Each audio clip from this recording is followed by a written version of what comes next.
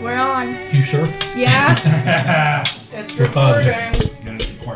Okay. That's right. Okay, I'd like to welcome everybody to this, the 27th episode of Dinner with Dan. It's unbelievable that we've done this for 27 times, and here we are. We are taping on Sunday, March 22nd, 2026 from my dinner table on Squirrel Avenue in Dayton's beautiful historic Five Oaks neighborhood. We are now officially in spring, and we have sprung right into summer with a high, I guess, of 88 according to Sam Braun today. Yeah, according to the Weather Channel. Yep. Wow. 88. Dewey It Hopper. was hot. But late tonight, winter's going to return with a low in the low 30s tonight. Oh no. Oh yes, Maybe no school tomorrow. what client? You can hope. Any rain? It started. The weekly weather has had the areas, has killed the area's beautiful magnolia trees, which bloomed early this year because it got so warm last week. And then Tuesday, when it went down to like 13, killed all the magnolia trees, which really bums me out because they were really pretty this year. Joining the table tonight are regular Sam, Diya, and Diya is the tech support tonight. She's got the headphones on because Nan, who usually had the headphones on, has been given an excused absence because business has taken her to the nation's capital, Washington, D.C. She just texted me, good luck on the podcast tonight. So Diya is in charge of making sure we all speak loud tonight. We've got Paul Duncan Robinson, a.k.a. the Appalachian Trail Kid. My son Eddie, who's down there diligently studying for an exam coming up on Tuesday. Kate Evans. And tonight we have special guests. These special guests are true Five Oakers. And I like to refer to them as the Lord and Lady of Squirrel Road. That is the, that would be Jim and Ann Rougier. Jim knew my late wife, Virginia Maud Platt, longer than me because he went to elementary school with her at Corpus Christi. He is a retired public school teacher. I think Jim taught history at Fairborn. And he just recently, and he's a master home remodeler. He just recently finished a super remodel of my bedroom bathroom. He ripped out the existing one that had been there since 1996, put a new tile in, he and George Eaton, and built me a bench that I can sit down and take a shower. Then they painted my back room blue, and they repainted the downstairs bathroom. And then they put a washer and dryer in for me. And today I celebrated by doing a load of laundry. And that has made Eddie very happy because now he no longer has to do laundry for his old man and bring it up from the basement. So I'm glad that I knew I got to know Jim Rougier.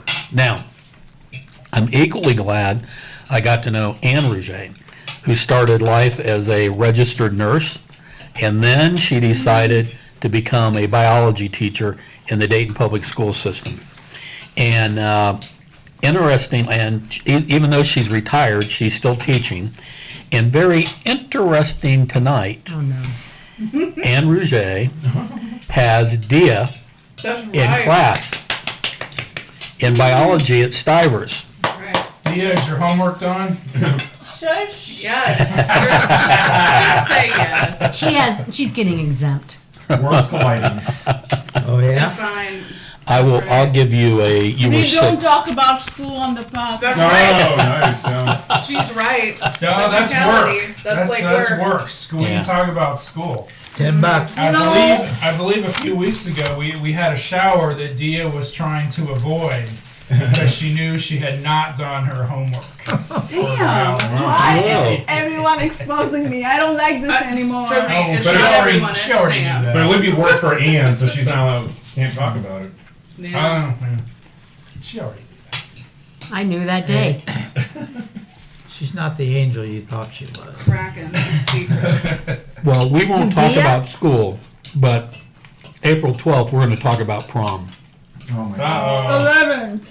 Oh, 12th. Yeah, because the prom's Saturday the 11th. Right, right, But- April 12th, we expect a Right. full report right. on Dia's first event to a prom. Okay. And But before then that, everybody's going to talk about their No, events to proms. no. we No. need to talk about Dia's birthday Oh. Thursday. Oh, you got a No. birthday coming up? It's okay. She does. She's not a big celebrator of her birthday. Oh, girl, She's but not we a are. child anymore, she told me. This is going to be 17. You're going to be 17? Yeah? Oh, boy. Oh man, are we going to have a party? When is it? Thursday. Oh, it's this coming Thursday? Yeah. Holy Because I was going to smokes. put a Yeah. candle in that Well, light. next Sunday we're going to celebrate your birthday, even though it'll be late. Okay. Okay, there you go. That's the rules.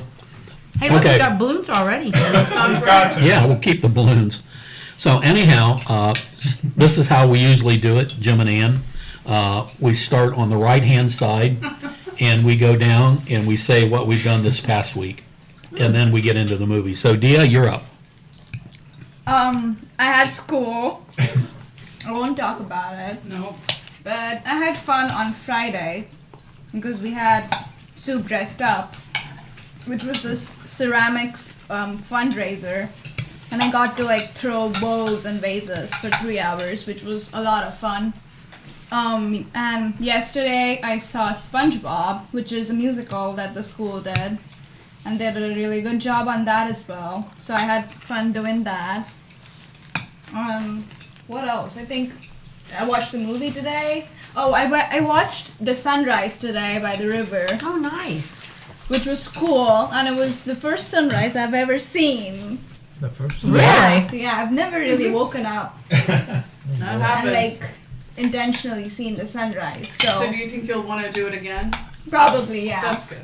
Now, did you go by yourself? No, Okay. 7:06. Mm-hmm. Yeah, I had a good week, Sounds like and I it. got a prom dress. Oh, you got a prom dress? Yeah. All right. Did Sam help you pick it out? No, I would be of no help. That's not true. Yeah. It would look like a t-shirt, though. If you needed a t-shirt prom dress, it would be beautiful. I'd get you a good t-shirt. Yeah. Start with the tuxedo t-shirt There and you go go. from there. That's right. oh, maybe not. Especially on black, yeah. Okay, Sam, what have you done? Well, one thing I did do was listen to this podcast that I wasn't on. Oh, wow. So yeah. if I'd had time, I was going to print up a T-shirt that said "Freeloading Know-It-All." Wow. Freeloading know-it-all.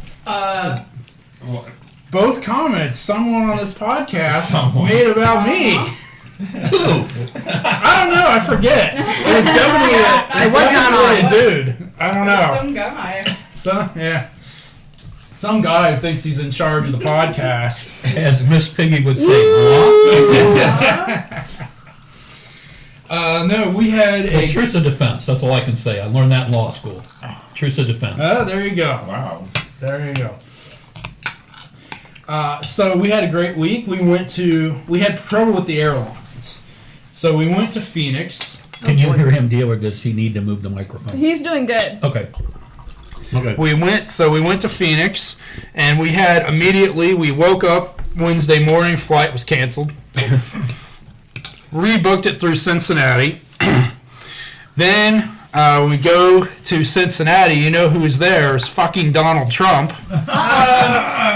$5. So $5. Worth it. Worth it. Worth Oh no, you can't get near him. They closed the I interstates, hope not. He's Thank got God. cubes. and it took us 2 fucking hours Worth it.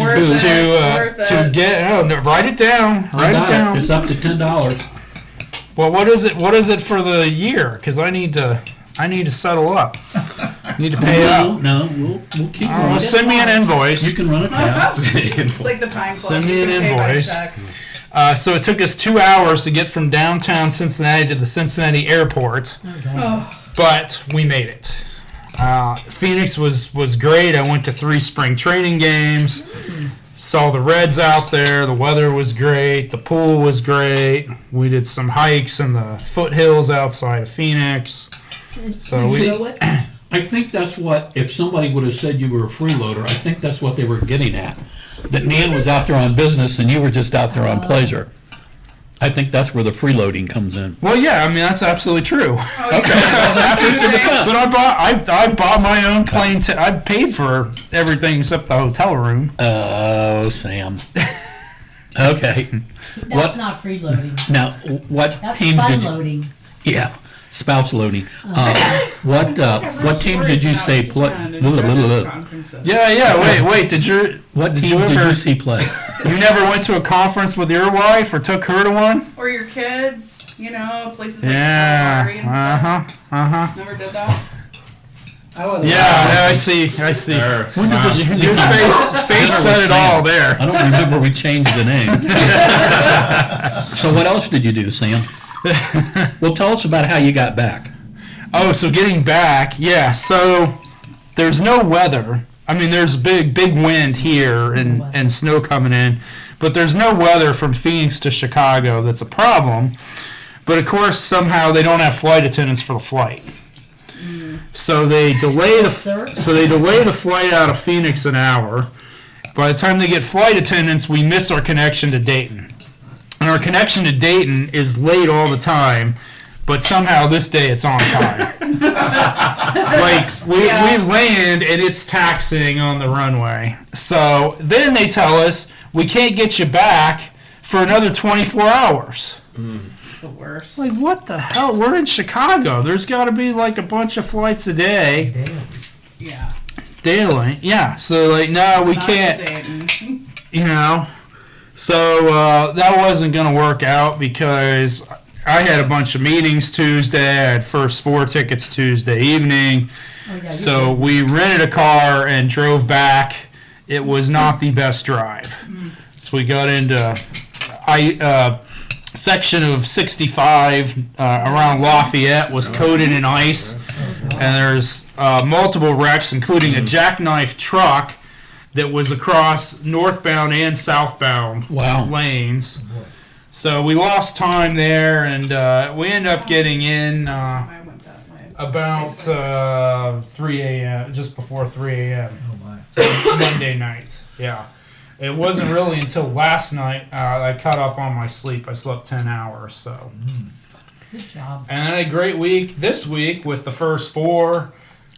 Love it. Dayton does it so well. We had great games. We had a packed arena. We had a great atmosphere for Miami getting the win. Oh my God. Yeah. Yeah. Oh yeah. We had a great time. Friday night, we went to Souped Up at Stivers, where I bought some of dressed up. Soup Dressed Up. That's right. You know that one. Thank you. I bought so there's all these ceramics, and Diya's very good at that. So I bought a bowl that Diya made. Oh. That was nice. And then Saturday night we went to the SpongeBob musical at Stivers. Oh really? That was not bad for a high school production. It was fun. That's what my wife says. I wouldn't know. You don't get invited, Jim? No. No. No, you don't have season Good tickets. Oh boy. Yeah, who wants to see their husband sleeping Oh, at your theater performance? Yeah, I got it. There you go. Even some Stivers celebrates. He's had a little nippy nap. Well, since I'm the truth teller here, Oh. Sam, I heard about your trip from your wife, and the way she said it is, not we rented a car, it was you rented a car because you had to get back for the first 4 games. Well, she likes to reinvent history. Okay. This was Well, I'll let you work this that. was a dual decision. Okay. But everything else was the same. I heard about 65 and the ice and everything else. Okay, well, we'll move on. Appalachian Trail Kid, Paul. Wow, mine is way shorter. Mia was home from Ohio State on spring break, so I cut down my curling club activities a little bit in terms of doing the learn to curls, but I still was at the curling club. Never fear, there's still learn to curls are still sold out. And then Thursday, me and I went and had breakfast with Jason Hillard at the Ugly Duckling in St. Anne's Hill. Oh, I love that Yeah, place. it's pretty good. And then this is for Nan's benefit. I actually took her book recommendation and read 1929. So she's not here, so I can't talk I to her want to about read it. that. Yeah, I just got it from the library. I was on a waiting list. yeah. So that's it. That's it. Good week. A little bit more relaxing, so I wasn't at the curling club as much, so not as much miles on the car. But anyway, yeah. Where is curling club? Westchester, it's the Cincinnati Okay. Curling Club, but thanks for mentioning that, because I have helped out the Troy Curling Club, which is curling at the Springfield Chiller rink. We've done a couple learn the curls there, so dual nationality in a way, and 2 curling clubs. Wow. Yeah, I just need to find a Canadian curling club now, and make my way up there and stay. Bill Young Daniels. Things. Okay, Things. that sounds fair. Did some gardening. Went out with friends. Went to a fish fry. That's about it. Okay, Nice. took care of your old man. Took care of my old man. There you go. Oh yeah, I did some serious yard work too. It looked like a War zone in our backyard after the wind. Yeah. Oh, yeah. Yeah, it took me an hour just to pick up the sticks. And Sam Braun does like to pick up sticks in the yard. He's determined. Very determined. Okay, Catherine Ann. Well, I feel like I can't even remember the week, really. But I went to work. I went to some things after work that were work related. Now let's talk about that. I definitely that quick, I can't man. talk about any of it in detail, which is I fine. never made that as a rule. Yes, that you have to do that work. You totally did. You absolutely did. Review the archives, please. Did you go to Buc-ee's? I did not go to Buc-ee's. I don't plan to go to Buc-ee's. Eddie's going to be at Buc-ee's because they have 120 pumps. 108. Trust me, I know. I know all about it. The good news is Eddie isn't going to have to schlep all the gas around himself when he goes to Buc-ee's. Because they have crews out there doing it. So we have to witness those tests. We don't have to schlep the gas. So Interesting. if you didn't hear that detail, let me, it actually won't be as bad as we thought. I because don't of that. trust them. I'm gonna have to do it by hand. No, you're not. That would be silly. But, then this weekend, let's see. I drove my convertible because the weather was nice. And that was really fun. Walked my dog, cleaned off my porch. It looks beautiful, by the way. Thanks. It was Just had a lot of really pretty. outside. I think that's it. Nothing exciting. Jim Rougier, your turn. Oh boy. I don't think I worked Monday. Because it was too raining and too cold. And Well, what are you working on? George and I, we have this rule. I think it's called the rain and 32. 2 rule. If it's raining, we don't work, and if it's 32 degrees, we don't work. Nice. I like it. So, I wish I had that rule. But I think a couple days it was 65. well, So you worked those days, okay. right? I was just on Monday. Let me get to Tuesday, Wednesday. All right. So well, anyway, so we did get to work, and we working on this young lady's porch, and we need to put the handrails up, and we did we redecked her deck with the composite. Oh, this is the famous deck. Yeah, this is the famous deck. Yeah, Helen did. Months in the making. Yeah. And she knew that we was going to do. She knew that we were going to do it in 2 phases. We got the deck done first, and then we had to run over to Squirrel Avenue and Finish a job. finish and no, start a job. Start a job. started a job, and we got that job finished, and now we're back to Helen, putting up her handrails. So maybe with any kind of luck, we'll get it done this week. And then, I don't think we worked Oh, Wednesday. the weather looks bad. I bought a new stove, Oh, good. new stove for the house. We're I starting a didn't buy it for collection my down wife, here. I bought it Can for we- myself. Gas stove? Yeah, gas stove. But, Do you No, cook a no. lot? please, Do you cook a lot? sometimes. Never. He does all the grilling. He does all the Well, grilling. that's sometimes. Yeah. Yeah. sometimes. He's very good at that. Well, anyway, I was a little disappointed. I don't know if I'm supposed to say this or not. I was a little disappointed with Lowe's and Home Depot. They're not a sponsor. Yeah, we don't Go care. for it. Okay. We're not gonna sue. And I was Costco. really, and Costco, really disappointed with the number of appliances that they had on the floor, Yes. period, They hardly put any out anymore, do they? let alone a gas stove. I know. We had to basically had to order online anymore, or you're just not. Well, we There's didn't just know. no selection. Yeah, yeah. Well, we went to Costco, and that's just my absolute second worst thing to do in the world is go to a kiosk and look at a stove. Mm-hmm. I was not a happy Cancer? cancer. Well, but I think to cure that, I had to go buy a 36 pack of Miller Lite. So It'll work. it's working. I was gonna say they do have those there. That's true. Well, I will say this, Jim Rougier. The washer and dryer you got for me, because I had you and George do it. Yeah. It is very simple. It washes and it dries.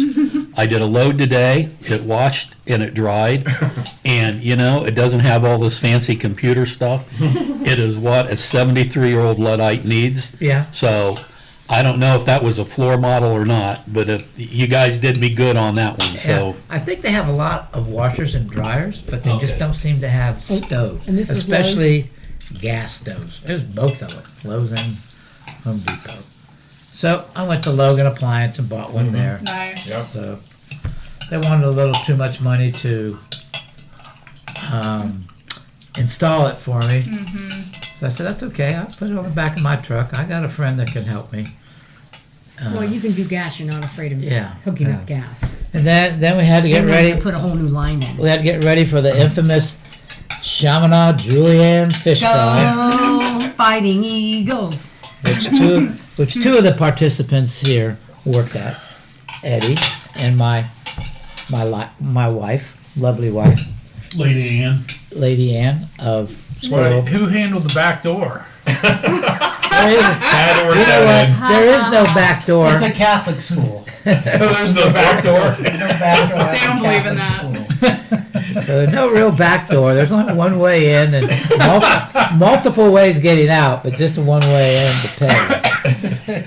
So, but all the friars were a little disappointed in the crowd that was there. They only had 500 people there, which is very, very, very sparse for that fish fry. Yeah. But anyway, we made it.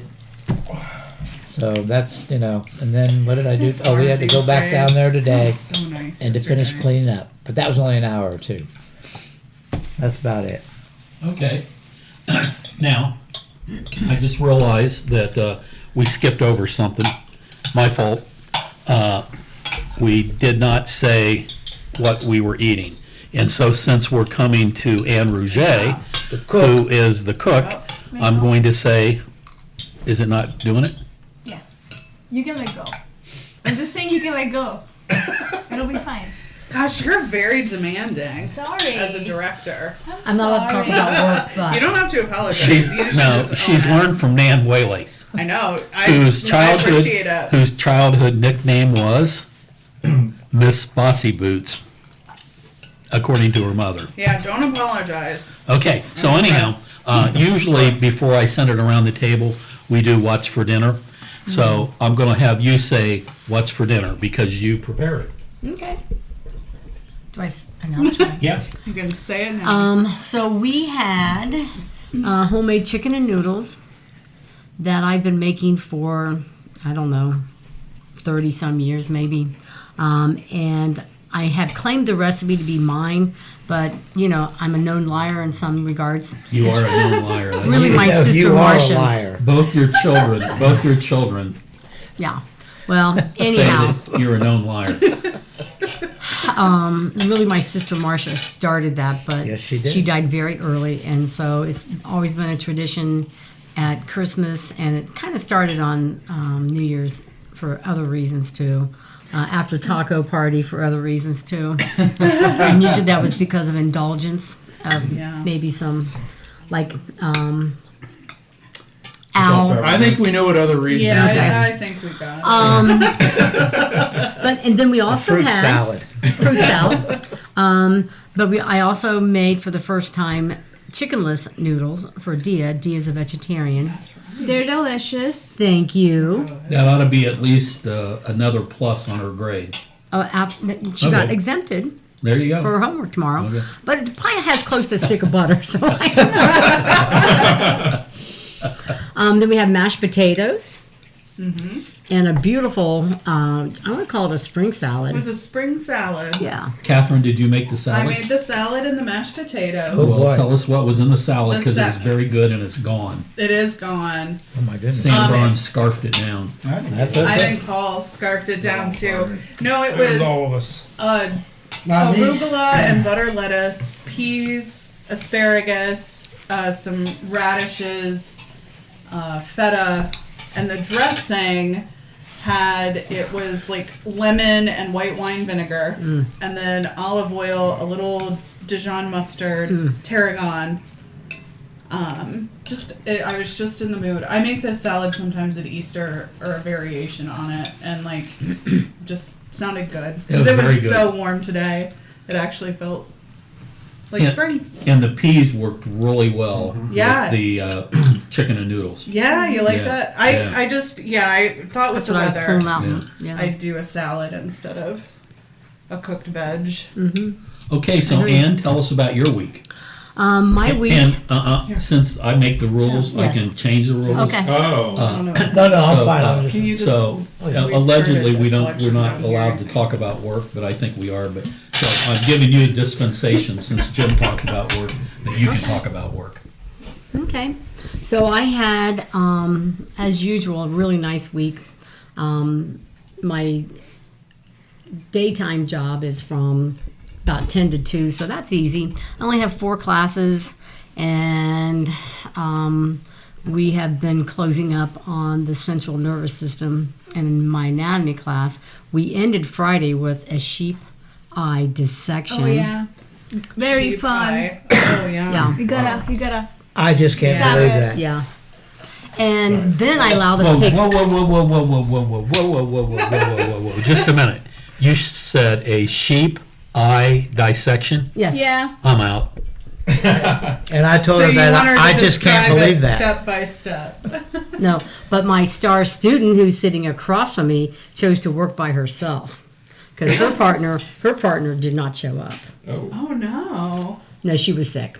However, yes, Diya will tell you we had to get out the steak knives and they had to make a fast blunt entrance Yeah. to be able to get it, to be able to use their scissors. But the Then all fun part, the goo dropped out of it. Yeah, the goo. The eye but goo. my fun is once they clean up the lens, I have them bounce it off the table. It's like a Super Bowl. It is. It's fun. Did- It's a lot of fun. You would hang out with that part. You would like that part. It's just the No. As many islands of toys the as you If you've collected been in life. listening to these podcasts, you would find out in my sophomore year high school biology, when it was time to dissect the frog, I passed out and fell on the floor. I can't do formaldehyde. Oh, we have this new stuff now. It's called Care Safe. And that's why I went to law school, not medical school. Oh, that's okay. You're allowed to do that. That's fine. So you can continue. Okay. Then I taught Monday, Wednesday at Sinclair. That's another anatomy class. And Oh, I forgot that you're doing 2. Yeah. You're doing Stivers plus Simcoe. Yep. When do you think your husband may allow you to quit working? Any minute. Since the Lord of Squirrel is so demanding. He's got to be supported in the manner he's become accustomed to. And that means a lot of Miller Lights. Well, it is really nice when anytime we go anywhere, he can pull out hundreds of dollars Be from his careful. wallet. I, Gotta be careful. Mr. I and R&S. Yeah.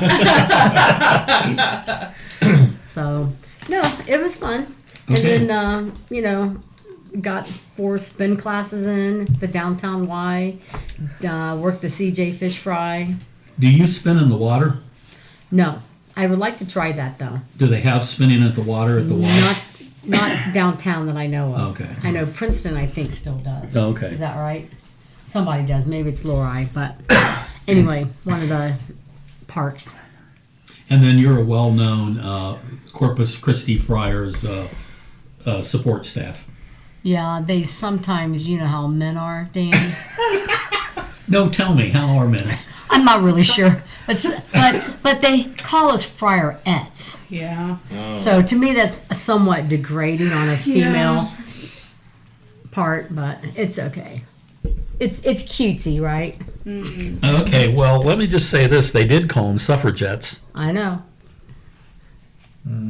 But that was also not suffragist is the non-derogatory term, but And so tech support here A says friar- keep your voice up. friar just a friar just instead of a friarette. I don't know. Well, Doesn't quite work. back in the day at UD, the dance team was called the Flyerettes. I know. And I got my late wife, I was at Goodwill, and UD had just given a bunch of T-shirts to Goodwill, and I got her a Flyerette T-shirt, and I gave it to her, she threw it back at me. There you go.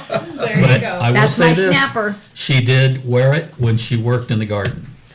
Well, Yeah, it became It a wasn't work one to T-shirt. waste. Yeah. Okay, well, what I did this week was Monday, I went out to the retired judges luncheon, where us retired judges get together once a month at MCL Cafeteria on Far Hills. At that table, I am the youngest. And tonight I'm not the oldest. Jim Rougier is, because he's a year older than me. But usually too. I am the youngest there. And it was good to see Judge Brogan back. He had some medical problems, but was back with us, so glad to see him. He's a Corpus Christi boy. And Mike Mers as well, he was there. Okay. So had a good time, and I was pleasantly surprised because it was the day before St. Patrick's Day, and they did have corned beef and cabbage. Nice. So I got corned beef and cabbage because I didn't think I was going to get it on Tuesday. But then Carla, my Chilean daughter-in-law, decided to try her hand with corned beef and cabbage. Might I say, I might get hit with a bolt of lightning. pretty good. But I really loved Virginia's corned beef and cabbage. Hey, wait a minute, let's Here get in it the other comes right now. room. Let's get in the other room. Back away, everyone. Back away. She always made it with a bottle of Guinness. Oh boy, well, Carla didn't use the Guinness. But man, that corned beef and cabbage melted in your mouth. oh boy. There you Carla go. came through. Yep, it was great corned beef and cabbage, so we had that on St. Patrick's Day. And my good friend, Bill Evans, who had the Evans Bakery forever, I had lamented with him that I was so missing the Evans Bakery soda bread. Oh yeah. He showed up about 4 o'clock on Tuesday afternoon and came in, and he brought me a loaf of Evans Bakery that he made it in his kitchen. Wow. And it was still warm. Oh boy. So we got the Kerrygold butter that we get at Costco, Jim Rougier's favorite place to shop. Second thing. And so we had the soda bread, so it was really good. Then I spent the rest of the week watching the Flyers on TV. Go Flyers, they're still playing. They're the only A-10 team and the only Ohio men's team still playing basketball. And we just found out that they're going to have a home game this coming week. Very So exciting. we're all excited about that. And then I did my 2 days out at Legacy, a Friday and Saturday. And so that's pretty much it. Now, who do you meet at Legacy? I have a Friday group and a Saturday group. Okay. The Friday group is my law school roommate, Jeff Patzer, Mike Brigner, who was DR judge, Mark Owens, who was our clerk of courts, myself, and then Steve Shulkers, who was Steve. bailiff to Judge Brigner. And then on Saturday, it's my old Oregon District coffee shop group. Eleni Prieto, who was one of our guests when we did Greek food. Loretta Punzer, who painted the picture of Rio. Oh, that's right. John Harrison, my good friend from Paris, Texas. FM, who's a good friend of mine. FM is the guy who restored Virginia's Swin Twin that rides up and down the block party. FM, Frank got that in Akron, and FM restored it. And Shulkers comes to that. And then sometimes Jan Underwood shows up. So, yep. So that's what I did. Okay, so it's now time. We're going to go on to, I believe this is going to be our 19th movie that we've interviewed, that we've reviewed in our quest to watch all the Best Picture movies. This is going to be the 1946 Best Picture. So I'm going to read you a couple of things before I kick it over to general discussion. Now, I always buy them on DVD, so I like it because they have extra bonus stuff, interviews with people that were in the movie or whatever. And this one happened to have the trailer that actually played in theaters before the movie came out. And this is one of the most interesting trailers that I've read, that I've heard. And it comes on with letters and very great music. It says, through the years, great motion pictures have been made. But now Samuel Goodwin presents the best thing that ever happened. His masterful production of the love story of today that will live with you through all your tomorrows, the best years of our lives. And I thought, wow, that's before it got all this acclaim and everything else, but they were that sure that this movie was going to hit. Okay, the movie is based on what they call a blank verse essay, which I've never heard of. I thought it was a novel, but they said it's a blank verse essay by McKinley Cantor, and that was titled Glory for Me, before it got changed to the best years of our lives. Interesting. It won 8 Oscars for Best Picture, and a lot of people like to know what it was up against. It was up against Henry V. It's a Wonderful Life, The Razor's Edge, and The Yearling. That was the other movies that were competing against it. Got Best Picture, then it got Best Actor for Frederick March. He played Sergeant Al, and that was his second Best Actor Oscar. Best Supporting Actor was Harold Russell, who played the sailor Homer. And for the only time in Oscar history, he not only got Best Supporting Actor, but he also got an Oscar that read as following. It was a special award, but it was an Oscar, to Harold Russell for bringing hope and courage to his fellow veterans through his appearance in the best years of our lives. So he actually got 2 Oscars for basically playing the same person. Then it got Best Director for Billy Wilder, and it was his... Wyler, I got it. William Wyler. Yeah. Not Billy Wilder. Right, yeah, I'm sorry. No, William okay. Wyler. Just making sure they're 2 different people. Yeah, 2 different people. And they both got 2 Best Directors. Yeah. And this was his second, because he got his first one for Mrs. Miniver, which I believe was the 1941, or 41 or 42, yeah. And interestingly enough, one of the reasons why the commentators think that it hit so well was because he had just come back from the war as well. He wasn't able to be at the Academy Awards for Miss Miniver because he was already overseas doing movies and stuff for the war effort. And it got Oscar for screenplay, it got Oscar for film editing, and it got Oscar for musical score. Okay, I'm just going to go down one more thing, and then we're going to knock it around. The movie starred Myrna Loy, who played Millie Stevenson, Frederick March, who played Al Stevenson. They were husband and wife. Dana Andrews, who played Captain Fred Derry, and then Virginia Mayo, who played Maria Derry, who was married to the captain. Then it was Teresa Wright, who was the daughter of Sergeant Al, played Peggy Stevenson. Then Kathy O'Donnell played Wilma Cameron, who, as we know, ends up marrying Homer. Harold Russell played Homer Parrish, the sailor. And then, interestingly enough, and I thought it was really great, Hoagie Carmichael, the great Hoagie Carmichael was in it. And he played Butch Engel, who ran the bar that Butch's Place. Got a new neon sign. Yeah, he was the uncle of Homer. So, I'm going to read one more thing, and then we're going to kick it in, okay?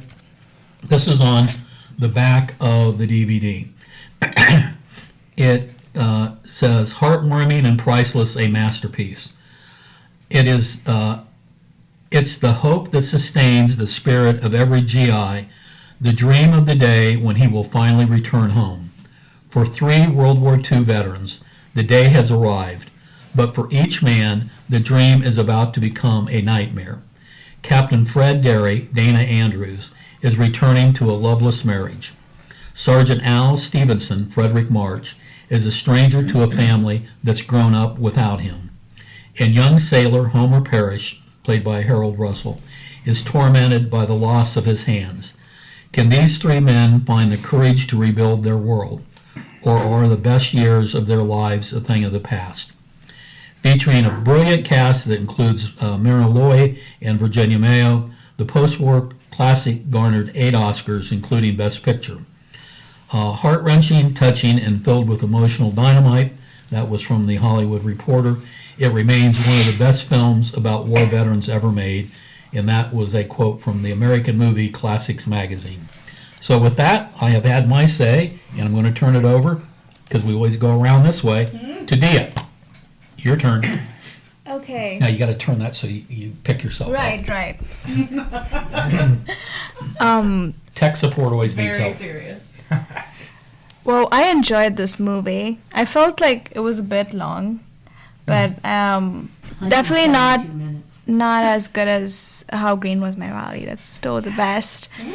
But a very, very comforting movie again, brought closure, and the war ended and everybody was coming back. It was interesting to see how you would expect it to be easier for people who are coming back from war, back to their like normal everyday lives, to enjoy it and for everybody to be happy. But it really wasn't that way, and they were struggling at first, at least, and they had their own coping mechanisms and trying to just adjust back to their lives, and their family was not used to having them around anymore, so it was kind of difficult for them too. So that was really interesting to see. I think that was my favorite part about it. And also, the daughter that was in this movie was in some other movie that we watched. I don't know which one. Miniver. Yeah. Oh, okay. She was the daughter-in-law. I Mrs. see. Miniver. I see. Yeah, that's her. Okay. Good eyes. I Yeah, missed good that. eye. All right, Diya. Yeah, she saw it right away. Yeah. Great. Yeah. I enjoyed the scene where the rich guy was like dancing and he was drunk and he was dancing with the waiter, and Oh yeah. that was fun. Yeah. Yeah. So I liked it. It was a good movie. Okay, well, since Diya's getting some points for picking that up, Yeah. I believe the bank guy who ratted out Al for giving the loan was the bank examiner Yeah. from It's a Wonderful Life. Trying to get home to Elmira. Yeah. Oh Yeah. yeah. It was him. I think you're right. Yeah. Yeah, I had the same thought. I was like, oh God, it's the bank examiner. That's him, Bank yeah. examiner. Yeah. And the other guy who is the good bank owner, Right. okay?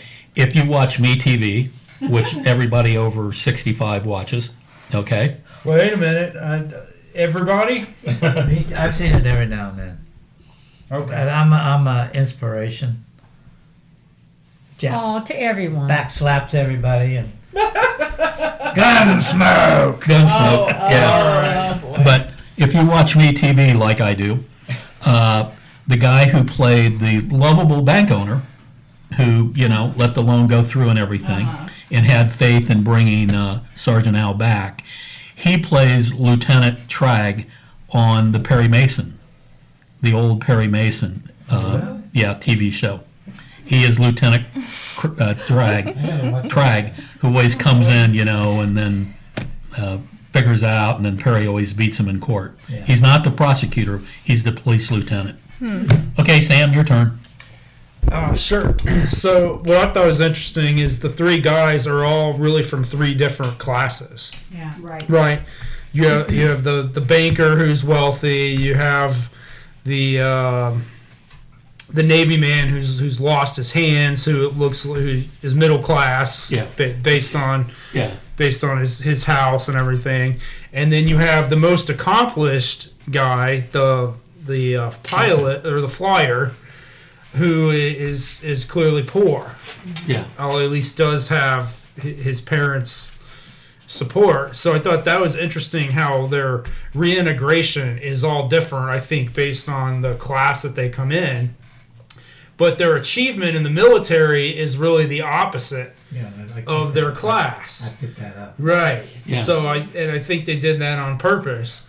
But it really shows what a difference that makes. Where one guy can't get a job, one guy, well, he's getting the disability checks because he's lost his hands, but he's supported really well. Right.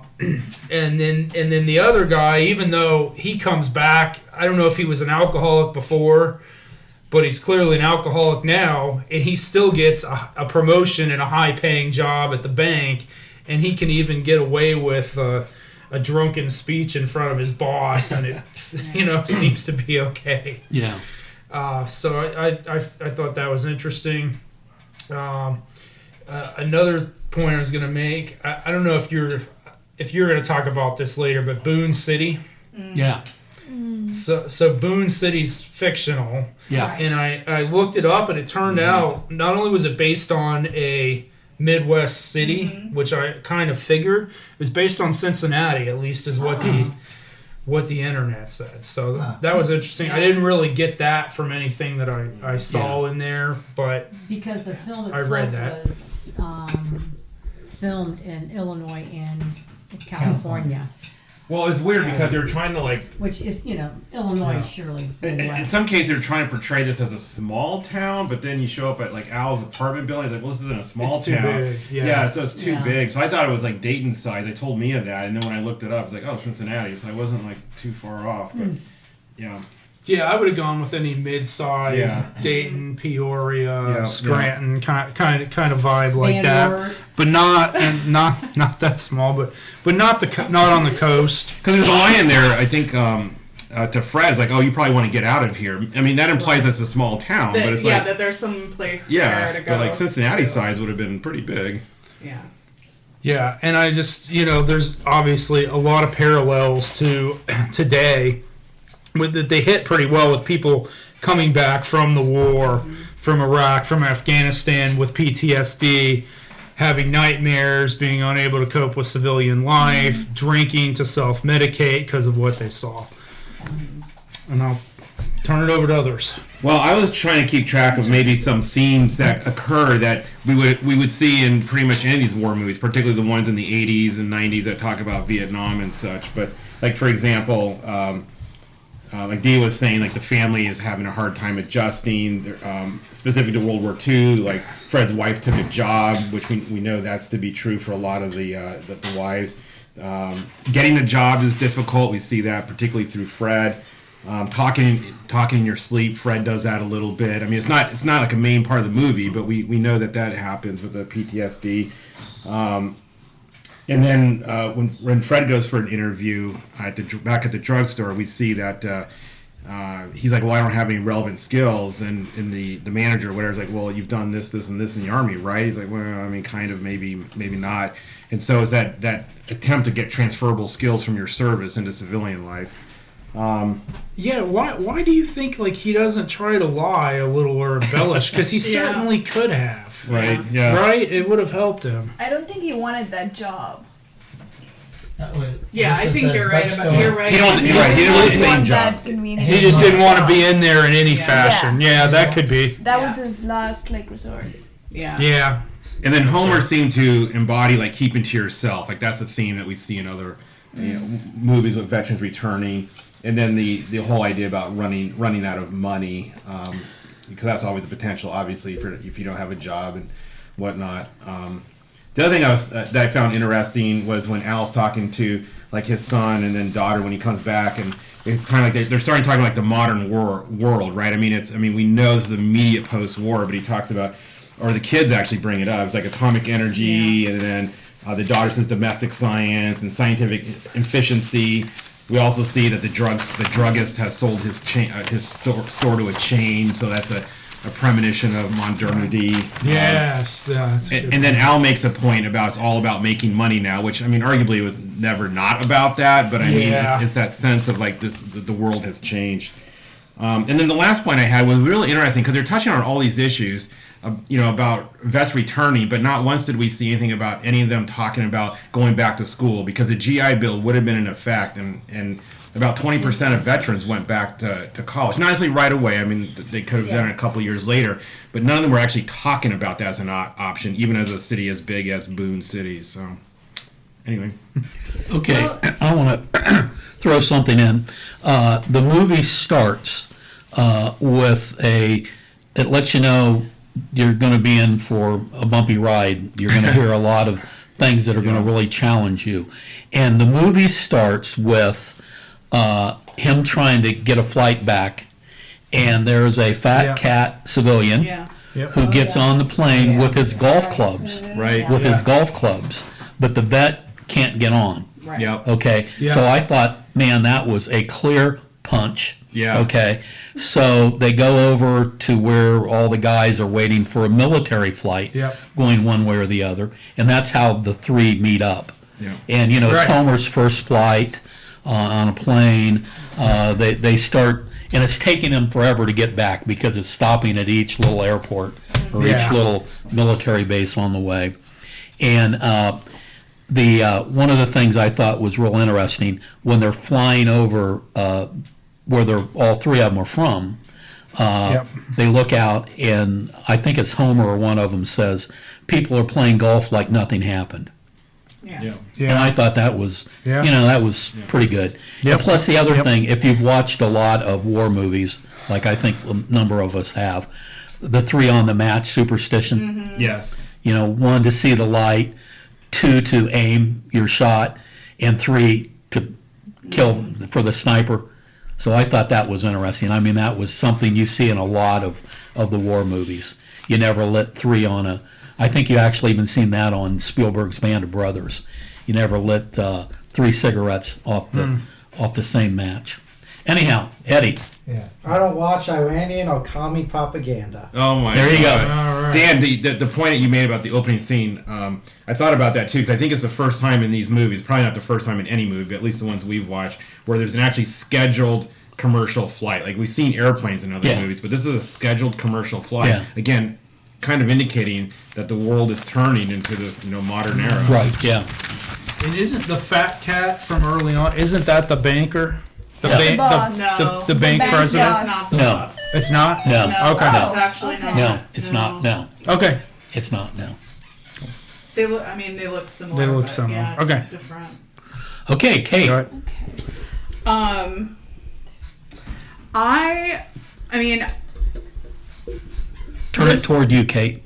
this movie is one I've seen before. Like a lot of these, I've seen before, and I think everything everybody has said is like very spot on. Thank you. Except for Eddie, who yet again has disappointed me by not watching the movie. I gotta get him to do it eventually. I know. Jeez. He's busy. We're all busy, Ann. He could watch the movie. Oh. But, no, I think that, you know, when I see this movie, I often think of my grandfathers who both fought in World War II and, you know, had to come home at the end. Both of them were very fortunate in that they both... Louie! Whoopsie. Dog interlude.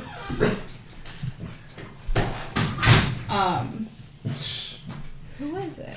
I don't know if someone was at the door or not. Package delivery, maybe. Maybe. But anyway, my grandfathers both fought, and one was in the Pacific and one was in Europe. They both were injured several times at various points, but they came home intact and like able to come home and start rebuilding their lives. And I know that like I never got to meet my dad's dad, but he never talked about it. He had it, and he was in the Pacific. He never talked about it. And my mom's dad, who was in Europe, never talked about it until like very close to the end of his life, his last couple of years. He would have dreams, and he would talk about it a little bit. He'd have these nightmares that I think he probably had all his life after the war, but he would never talk about it until like later in life when he was his health was declining, and it upset him a lot still. You know, my grandpa, who was I always thought of him as a very hardened person. You know, actually I saw him cry talking about something.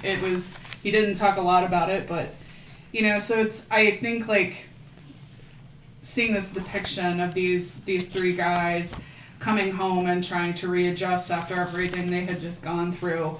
It's very poignant. I think it's always, I think Sam made this point, like, it's kind of evergreen. Like, you can see, you know, I think, like, modern warriors coming home probably could see this movie and see, like, you know, even though the eras are different, see similarities in their own. Yeah. Homecomings. And I think it's, you know, it's important to remember these things. The tone of the movie is very, you know, there's some hope at the end, but it's a very, I think, realistic depiction of these three very different guys trying to like make it. And these three guys who would not have been friends beforehand were not friends. Right. You know, they have this shared bond forever, right? And like, you know, you see them, and even though we don't know what they were kind of doing other than the superficial stuff before the war, you see them in this film, and you know, even though you don't see that past, that they're approaching things differently than they probably did before they left. Yeah. Like Al at the bank, like taking a chance on the CB that comes in and talks about his tomatoes. Like, would the old Al have done that?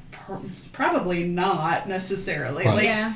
you know, but he's got this experience with these guys that are from all walks of life now that, like, You know, in this bond that, you know. one of his lines that I wrote down, and this goes along with what you said, that Al said when he was talking about, you know, and I wrote it down. This is a quote from Al.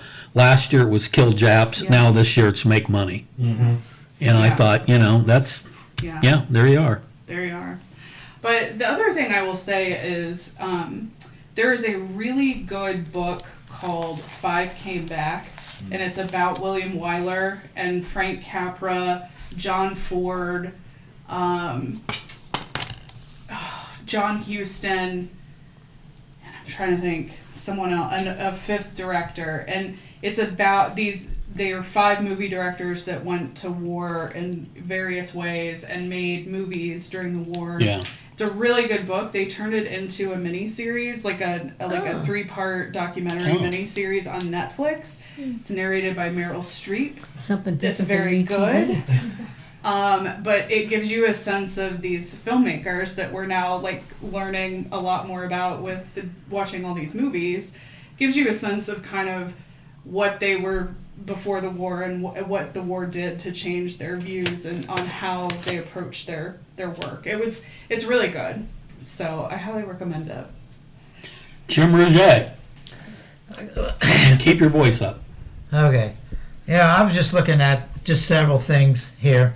I think that of the 3 people that came back, Homer had the most visible disability, whereas the other ones were just plain mental, and they can kind of, you can hide. Yeah. That's right. But You can hide behind your mental Right. disability in there, and but his was obvious, and he had to deal with his on the up and up every day of his life. And I kind of think that in the movie, Homer had more of a problem than his mom and dad and Wilma, Yeah. because they were ready. I'm glad you're home, glad you made it, and then I think the acceptance. acceptance, yeah.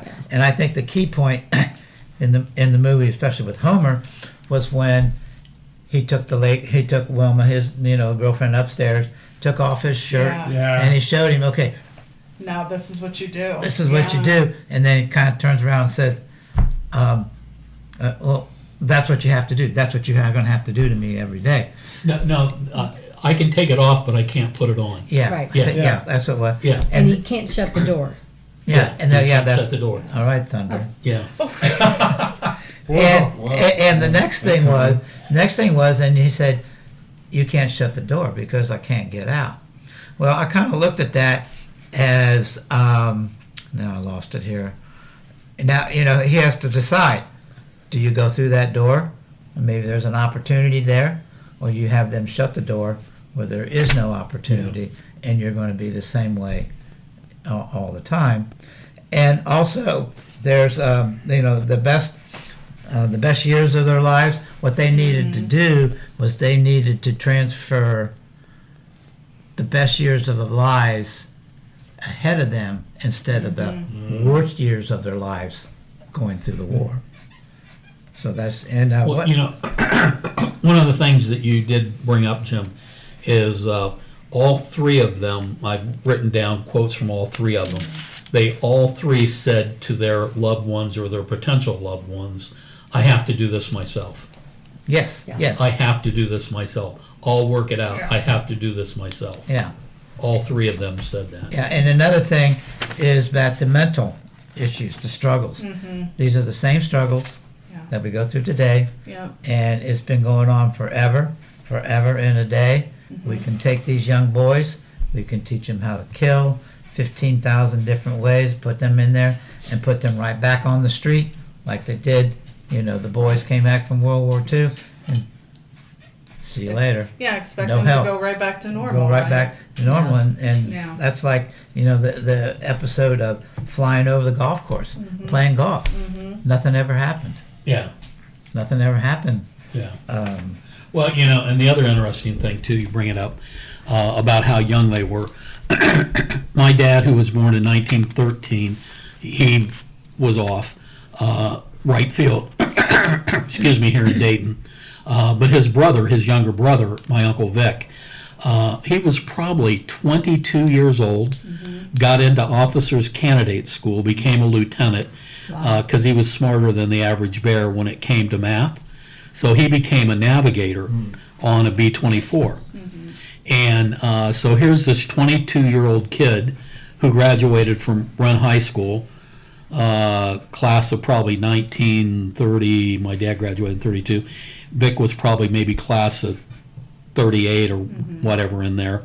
High school education, becomes a lieutenant. Now he's a navigator, and he navigates over the Arctic with the sextant off the North Star, and he put in all his flights over Europe. He was in a squadron called the Squadron of Deception. They flew without fighter escort. they would go in before a big bombing run and broadcast fake radar signals to get the Luftwaffe to chase them back across the channel.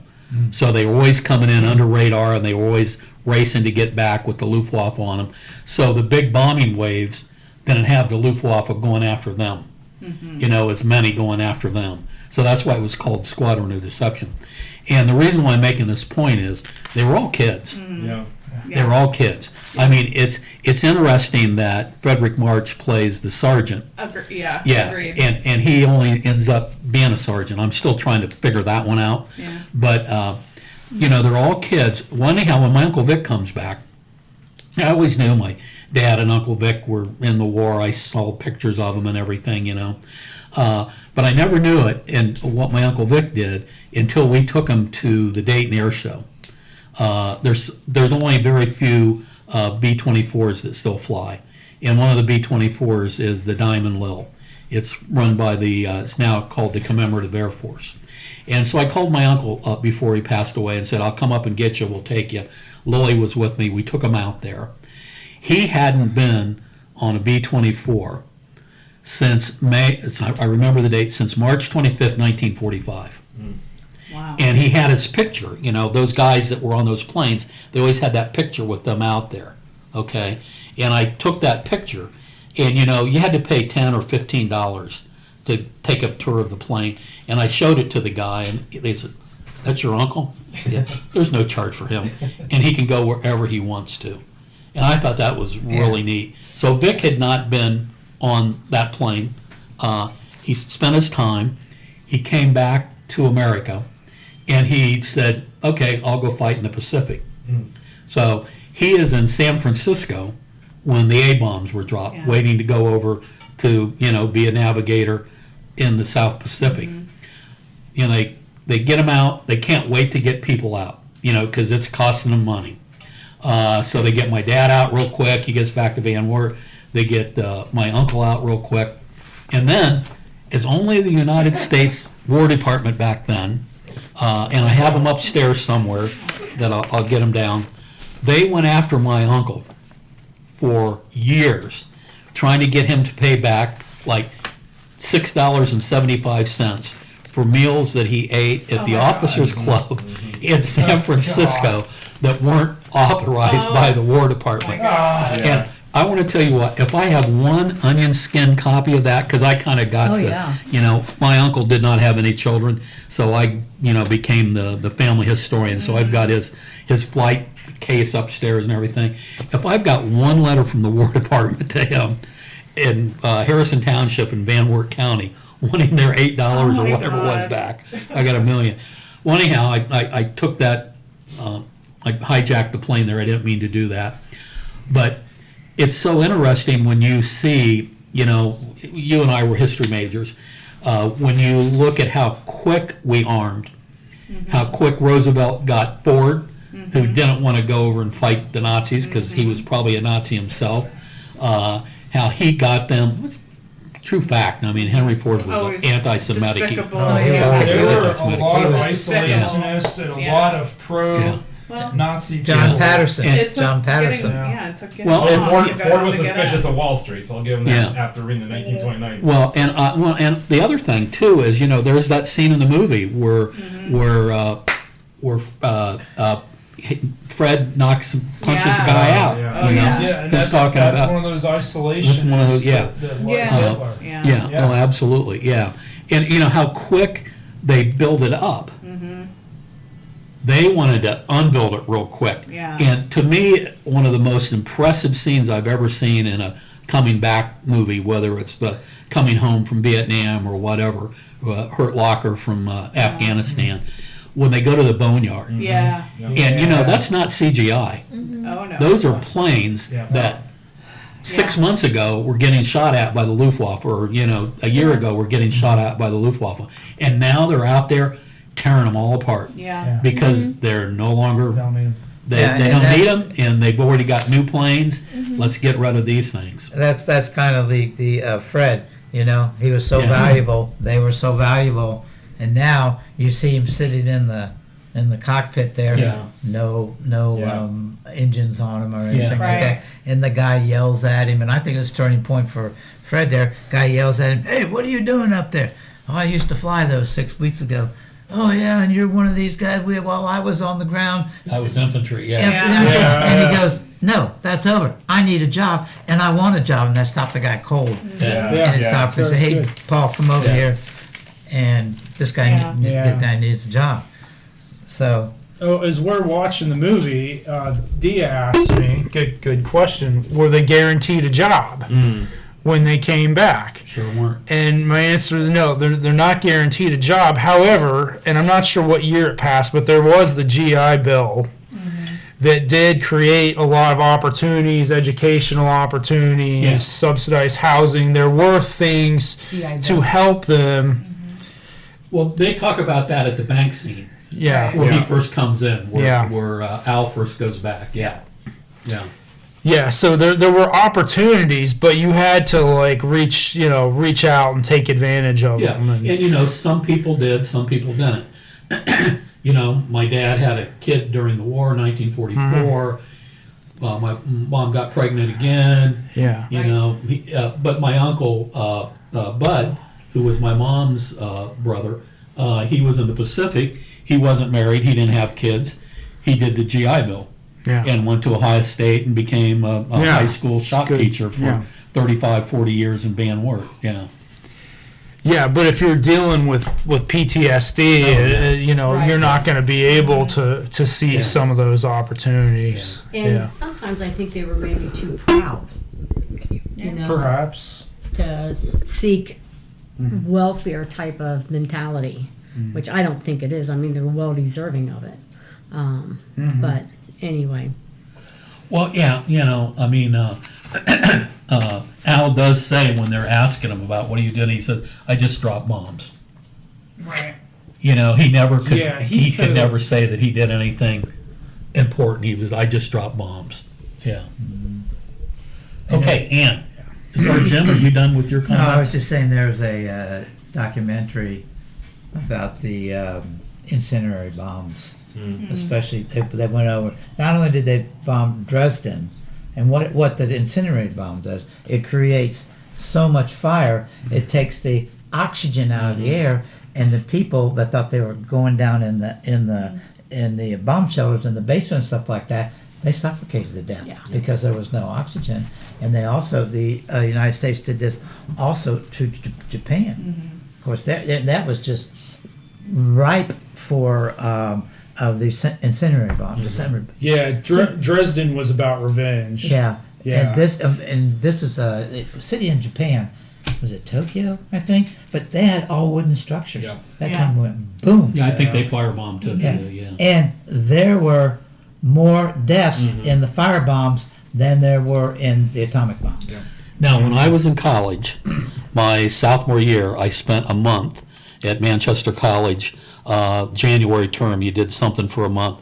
I was in Kassel, West Germany, January of 1973. And Kassel, West Germany was firebombed just like Dresden. Dresden gets all the Hype. all the hype there was because more of than one. the book. Slaughterhouse Five. Because of Slaughterhouse Five, Great, yeah. Great book if you But wanna. I was in Kassel, and if you look at 1945 picture of Kassel, it looks like Hiroshima, where the only thing you see standing is that domed shell that made it through. That's what Kassel looked like. It was level, and our German teacher, Karl-Heinz Regenbogen, was you sure that's not a French? great What a name. Can we say? yeah say that was his name. He was a great guy, Say that 3 times fast. Karl-Heinz Regenbogen. Karl-Heinz Yeah. Regenbogen. He was a young child in Kassel when it got firebombed, and he talked about it as we were wow. flying over in Lufthansa, up in the bubble where they had on those 747s the lounge, because all the first class people were sleeping, and the attendants were all German, and Karl-Heinz Regenbogen, of course, was German, so he convinced them to let us college kids go up there. Nice. It was great, man. We were smoking, we were drinking. And that was back when flying was fun. So we had to. bar up there, didn't they? Oh yeah, it was great. Yeah. I mean, it was like gosh. you were in a Vegas nightclub. And we got to go into the cockpit and look out the window. You don't do that anymore. But so that's so true what you just said. Those towns, they just mowed them down. Yeah. Yeah. But there you go. They needed to get this war over. Yeah. So I think that's all about the.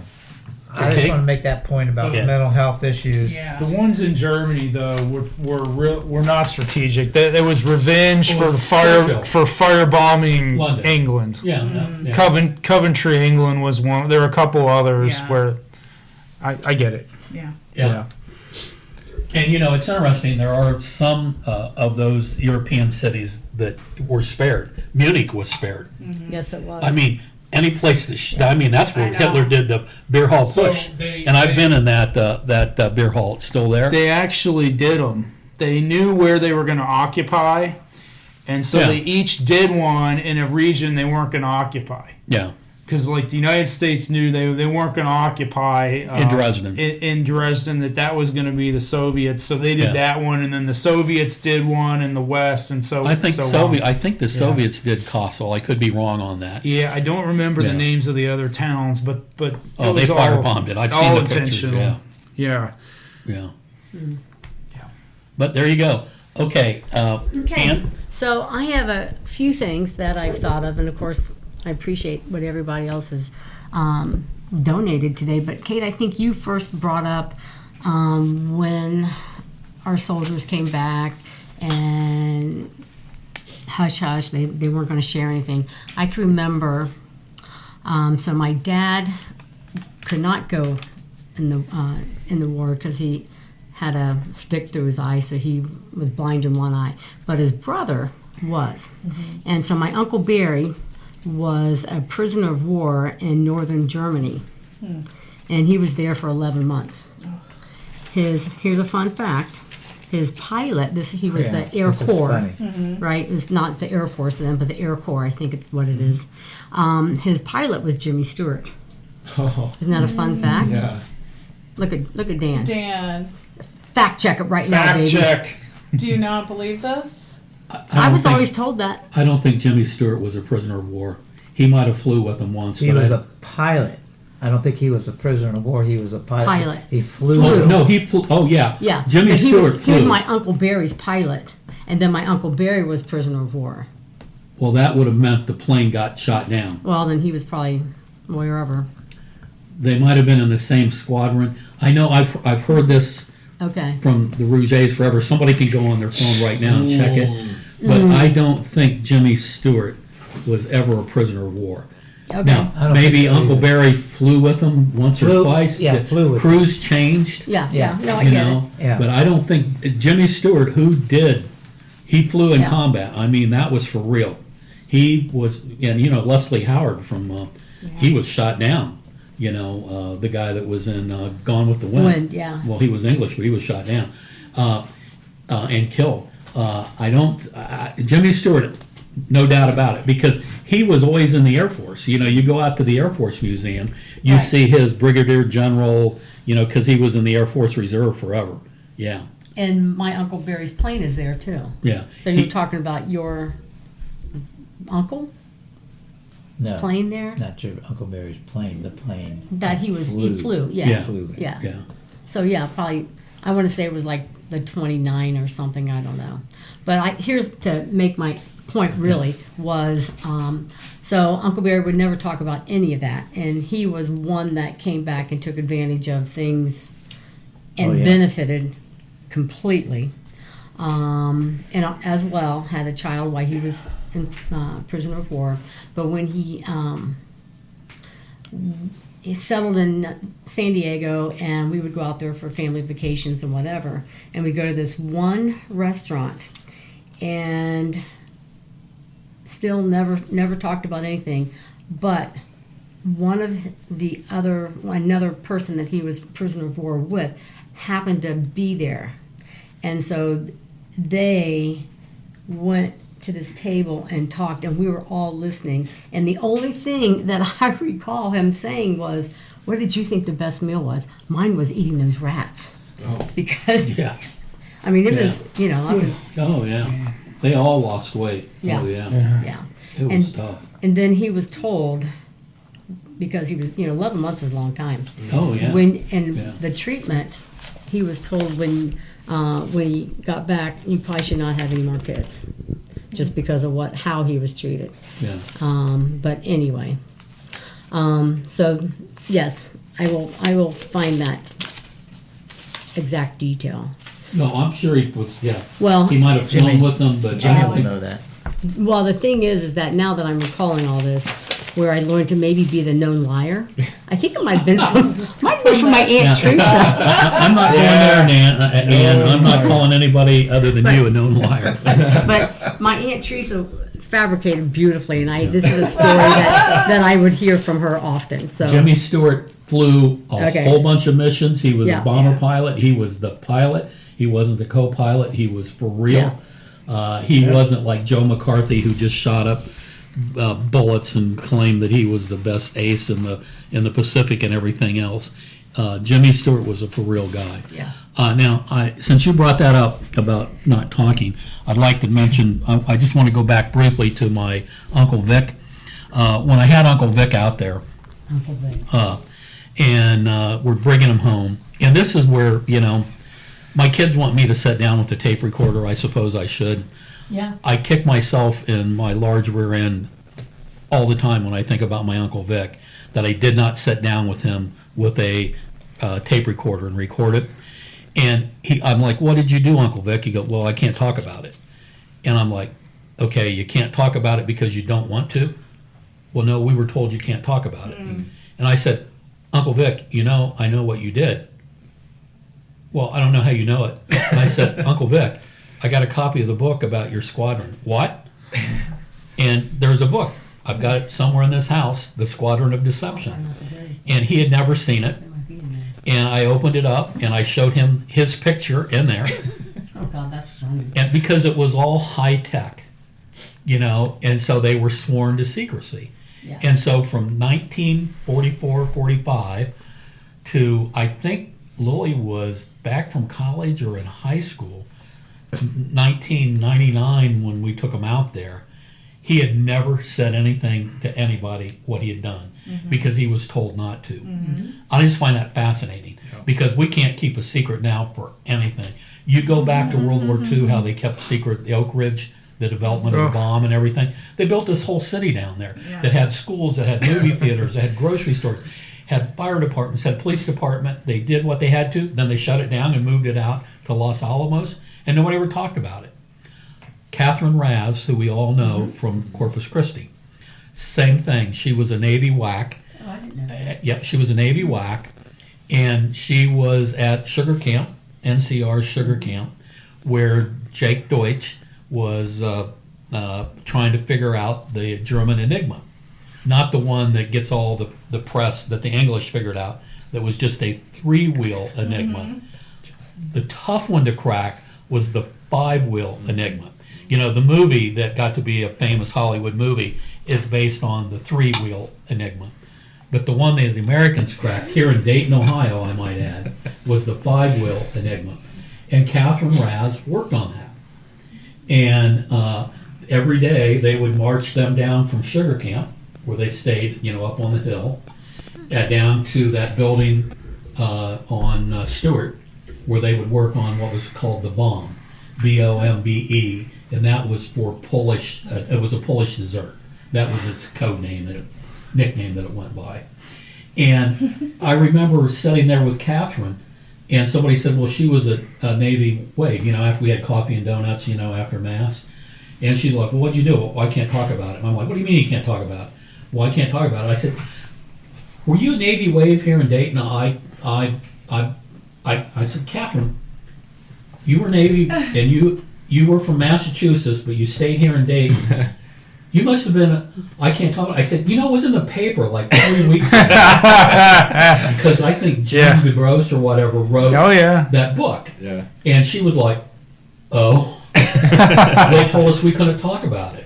And this is the same thing that I went through with my Uncle Vic. Okay. And so fortunately, it was one of the highlights of Virginia and my life. We were able, Catherine by that time had been on oxygen. We were able to go up to Tip City and pick her up and drive her out to Dayton History, because before they tore all the things down at Sugar Camp, they brought one of the cabins down that the waves had stayed in. Yeah, there's still one or two buildings up there. Well, they're at Dayton History now. Yeah, I didn't Carolyn know. Park. Yeah, Carolyn Park, yeah, Dayton History. Or maybe Carolyn that's Park. what I saw. Yeah, we Yeah, saw them Maybe that's what I saw. recently. And we were able to take Catherine, we picked her up in Tip City, we brought her down there, we pushed her in a wheelchair with her oxygen tank. And I got to give a shout out to Dayton History, to Brady Cress, to everybody that brought that back down here. They treated her like a queen. Good. And we had her picture, her Navy picture, so that's in their permanent archives out there. And that was really neat. But once again, it was another young person, this time a young female, who answered the call, and then for 50 years wouldn't say anything. You couldn't do that now. I'm telling you. I mean, it would be, there you go. They would be on some reality TV show. You can find it on Google Earth. Yeah, right on Google Earth. But yeah, so I've always thought that's interesting about that generation. And the other thing I want to talk about too is when we were growing up, when Jim and I and you, because, well, you're a little bit younger. A lot, us. thank you. Since Jim and I are the old people here, Jim, you remember the Army-Navy stores? Oh yeah. Oh, Big God, time. they were great. Okay, I do remember that. Oh yeah. Army surplus Yeah. Yes, Army surplus. down there where the Oh, where the you school had- is now. Yeah. I think it's a school now. Oh man, you Massa- could go we used in to do there the school and massage you could there. pick up bayonets. Oh, You could God. pick up helmets. You could pick up sleeping bags, Canteens, canteen, and you could pick that ammo belt Altman belt. and backpacks. You pick up Oh, everything. God. Well, you have to understand that was only 20 years in the 60s. And it was that was only cheap. 20 years. Right? It was Yeah. very Yeah, inexpensive. post Korea also. Yeah. Yeah. Yeah. Now, my old man, God rest his soul, Wayne Garris, among many other things, he was colorblind. And we had a house in Van Wert that was built, it's pre-Civil War. And he always went to the Army-Navy store and bought World War II battleship gray paint. Oh, really? Thank you. And our house was, I would open those cans, 1944. Oh God. I have so much lead from those Oh, in my soul. Plus, he worked for Borden, so I'm just made up of lead and cholesterol from cheese. But we used to go to the Army-Navy store all the time. You could get all kind of great stuff. He camped, so he bought all our tents from the Army-Navy store, and guess what those tents were? Waterproof. They were just canvas. Canvas. Oh, yeah. And he bought We know. he bought these heavy down-filled sleeping bags, Yeah. and they would get wet. heavier. Oh man, Yeah. Misery. God rest my dad's soul, but that's why I never wanted to go camping again. But those were the good old Army Navy stores. And we used to buy cots there Yeah, that they would fold up. They're heavy, and then you had to put these slats on the end. yeah, They would, like, they would come up like this. Then you went like that. They put one on the front, one on the back, and the old blankets and yeah. that. And And the you know, wool you think about army all those blankets. planes that they went through, Yeah. and now there's only like 2 or 3 of the B-24s that are still around. Yeah, Jim, you have a lot of notes there. What else do you have to say? Oh, I just, I was just kind of, I just wrote as I go. I just write. It's the end of one thing, and move on to the next thing. Yeah. They got through the war. Now let's move on. Yeah, I was going to kind of say something about the title. I love the title. yeah. Yeah. And if you know, remember during the movie, who says it? Yeah. Who says it? Al? The captain's wife, Oh, the Oh, captain's yeah. wife. Yeah. Virginia Mayo. Yeah. She goes, "I just gave up the best years of my life." Yeah. Yeah. Yeah. And I was waiting gonna- for you to come back. I just gave up the Right. best years of my life. So she says that. Yeah. Yeah. she's selfish. So I Yeah. think the women are pretty excellent in it. 3 of the 4, but not her. Yeah, Yeah. she's Not the terrible. floozy. Yeah, maybe she's that, Fred- but that's not Fred- even the Fred's problem. wife? It's Yeah. just that she's selfish. Oh yeah. Oh yeah. Yeah, but the The- others are pretty The look awesome. on his face when he comes in his civilian suit, and she badgers him into putting the uniform back yeah. on, and when she says like, "Now you look like yourself again," and the way his face Oh, falls yeah. is just, it's a heartbreaking moment, you know. Now, on the DVD, there's 2 interviews with her. Oh, yeah. And interestingly, Oh, I know she what I was was gonna filming 2 movies at the same time. She was filming this one and Secret Life of Walter Mitty. Oh. So she was I doing like one that in the show. morning, one in the afternoon, which I thought was very interesting. Yeah. And originally, she didn't want to do this role because it was a dramatic role, and she'd been known for comedy. And so they were like, "No, you can do this. You can do this." And I think she pulled it off. Oh, very, she very does well. it really well. Yeah, she I mean, does. You know, in the movie, when they're in the bar, and Fred, no, Fred, what? No, the Al. You know, he's drinking and he picks up the wrong drink. Yeah. He picks up the wrong drink. yeah. Picks up the other one, and they were going to cut that out. And Weiler said, "No, absolutely not." Yeah. And he just played it off. Is that when he He turns just- to her and says, "Well, aren't you drinking?" Oh, She yeah. picks up Yeah. her empty glass and yeah. just stares at That's- it. Oh That yeah, was funny. and then him dancing with the waiter. Yeah. We love that scene. Yeah. He forgets he's with his wife. Yeah. Yeah, that's some good. And is he the one that he stopped drinking and they were drinking punch at the wedding? Yeah. And Yeah. he goes, what did he say? You can't get a headache out of 50 gallons of this. Or 2 barrels of it. Yeah. Yeah, it was. I thought it was a very, very good movie, and I think it ended well for Yeah. all 3 of the characters. I was so glad that Fred was able to get together Yeah. at the end because I thought that Yeah. was a really Happy nice, ending. Yeah. a really nice love story. Happy Yeah. ending. And Peggy was a little older. I got that idea. She wasn't Yeah, well, she was driving and she had a job. but she you know, was let's past high school. Close, yeah. and- But Al was an older person. They had an older family. So Peggy and Fred were pretty much close together. That's the way I think about it. She wasn't even if she was 21 years old, Fred was probably only 23, 24. Yeah. Oh, those, Yeah. those Oh Yeah. yeah, Yeah. That Things all were makes young sense. then. But, yeah, I agree. but That all makes Al sense. didn't want Peggy, for obvious reasons, to go out with the vet. Yeah. With somebody that that Fred had seen the same thing, been through the same thing that Al had been through. I want Oh, you yeah. to do something else, to marry You somebody think it else. was that, or that he was So married? that he was married. Well, that had a lot to do with it. I think that had a lot to do yeah. with No, but you But- could I think be you're onto right. something, You Joe. could I be think so, on to too. something. Though. I think so too. Yeah, and 'Cause also Her mother is very kind of blasé about when she announces she's going to break up that marriage. Yeah. Millie Yeah. was kind of Yeah. like, well, she says she's going to do this. Yeah. I'm going to be a homebreaker. Yeah. yeah. Homewrecker, yeah. So, And the critics, they just about the scenes in the bedroom. The 2 twin. I think that they have a 1 bed instead of 2 twin beds. And back in Hollywood, those days, back in 40, you just didn't show scenes They in just the did- bedroom. They just don't show.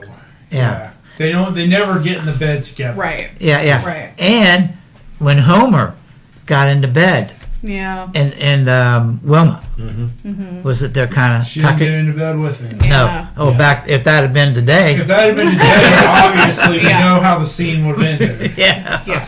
It wouldn't have been. Yeah. It wouldn't have been Yeah, PG. like coming home, Bruce Nern running naked into the ocean. Yeah. Yeah. Oh, that was. Oh yeah. One other comment I'd like to make is the wedding scene.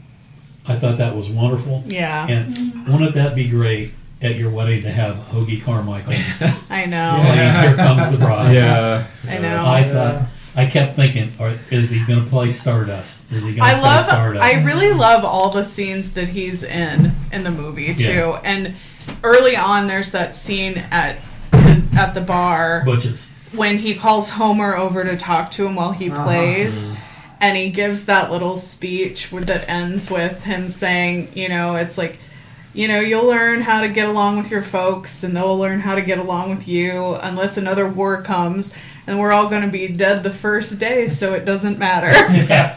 It's like, whoa, it's like the reckoning with the world we live in now versus the one we lived in before the atomic bomb, the next 15 years, we're going to be in that era where we just think we could just all be obliterated any moment by a nuclear war with the Soviets. Well, then us old people like Jim Rougier and I, we can talk about when we were in elementary school doing all the A-bomb tests. And here, cover. Hide under your desk. That's Make a difference. you know what? That's going to work out great.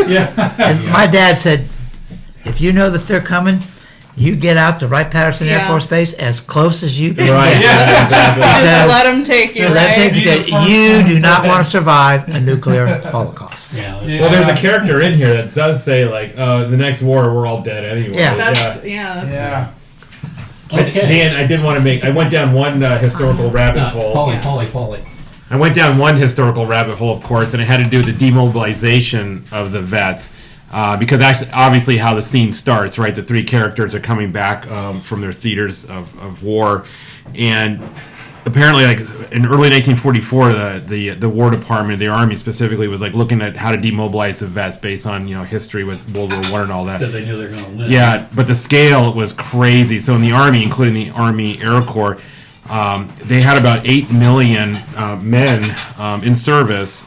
6.5 million. Well, that's how many were demobilized. Okay. Yeah, so about August of 45, they had about 8 million men, and about 6.5 million were demobilized 14 months later, which was a massive logistical undertaking. So that scene at the beginning of the movie where they're going across the airfield for the Army Transport Command is somewhat realistic in the sense that they're just trying to catch flights, and the Army's just trying to get them to where they are, because it was a massive undertaking. That the Army just faced a lot of pressure, and they knew they were going to face pressure from everybody back home to have the servicemen and women return. And apparently there was a poll done around somewhere in the middle of all that. I forget which polling firm did it, and it was basically are the servicemen coming back? Is it quick enough? Is it taking too long, or is it too quick? And the slight majority of people said no, it's about the right time. So they obviously were getting good. Making a good impression of how relatively quickly the servicemen were coming back. My dad, his service was out at Wright or at Wright Field at the time. There was Patterson Field and Wright Field. I think they merged in 1948, became Wright-Patterson. They called it Air Chair Command because, everything that went through the Army Air Corps went through Wright Field. Pentagon was the Pentagon, but everything involving the Army Air Corps went there. So he was like my uncle. He was smarter than the average bear. So he was in the office and doing this and doing that and everything. And when the war got over, his orders came in to go to England to start processing people back. Yeah. And my mom had got pregnant again, and he was getting prepared to go to England. And they told him he'd probably be over there for 2 years or so. And my dad had gone in, I think, in 42 or early 43. And when his commanding officer found out that my mom was pregnant again with baby number 2, he said, "You're older. I'm going to have a kid go over and do it that just got in." But that's an interesting story because he's going the opposite direction, right? Yeah. Yeah, he got out. And he got out and was able to get home and get a job at Borden's where he worked for the next 30 years. Yeah. Milkman, that was a big day in the milk, Oh, yeah. Milk hadn't hit the grocery stores yet. Well, we didn't have grocery stores. Before that. Yeah. The corner Corner markets there. My dad, born 1912, and he did not make it in because he had 3 kids, and there was a 3-child limit. If you had 3 child, you were exempt from going into the Pay to be a good Catholic That's boy. interesting. Please? I didn't know that. That's interesting. Yeah. But he did teach out at right field. Yeah. Yeah. So I don't think the wall happened. what? There you go. Cut off his mic. So anyhow, any final comments? Because we've been going on for quite a while. This has been a great That was a good one. conversation tonight. You know what? I just Very- want us to just say one thing.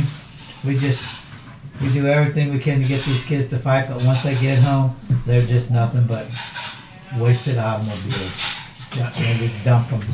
We just haven't figured that out. Well, no, the government hasn't put the money into Right. Oh, yeah. rehabilitating these people. Well, oh, I agree. Yeah. Because it's easier to kill people than it is to rehab them. Yeah, that's true. And we've never done that. And We're never going to do it. and we're never going to do it. So anyhow, I want to thank everybody for being here. The food was magnificent.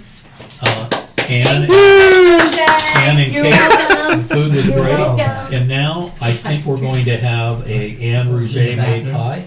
It's mixed berry crisp. We're going to have a mixed berry crisp. What kind of berries? Blue, raspberries, and strawberry. Do you Whoa. know how to cut a cake? That's a pie. And Pie. Vanilla ice cream. You know how to cut a cake? You cut the cake. You cut the pie the same way. Oh, Oh, Jim. good recovery, Jim. Why don't you like that being on him? and we're also going to have Yourself vanilla ice already. cream. So, Diya, just a minute, because we're going to turn this off real quick. Okay. So with that, I want to thank everybody for tuning in and listening to us today. I think we've had a good conversation. Great to have the Rougiers here, Thank you. the Lord and Lady of Squirrel Road. I can't wait to go to Iran. That's all I gotta say. Oh my gosh. Eddie is. Keep up with that math. Eddie- They got good food in the Mediterranean. And Eddie, I was going through our firebox and I did find your registration for Social Security. Yeah, I I think remember our selective that. service. The selective service, yeah. The selective service system. And all I the did kids find are that. fat and dumb now, so definitely. There you go. You You'll be still right. have to register. If you want to get Yeah. loans, yeah. Yeah. Oh, that's interesting. All three of my boys are registered. I got I all did their it. registrations out there. Yeah. Well, I tell you, my time, you didn't want it. You didn't want it. You didn't want to get well, registered. I have my Vietnam. draft card still. We never did talk. And I was in the lottery. Vietnam. And March 6, I was in the 1953. lottery too. March 6, 1953 was number one.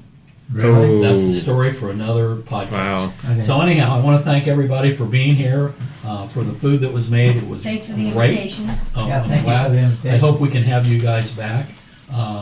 Thanks, Kate, for the mashed potatoes and the What's the next movie?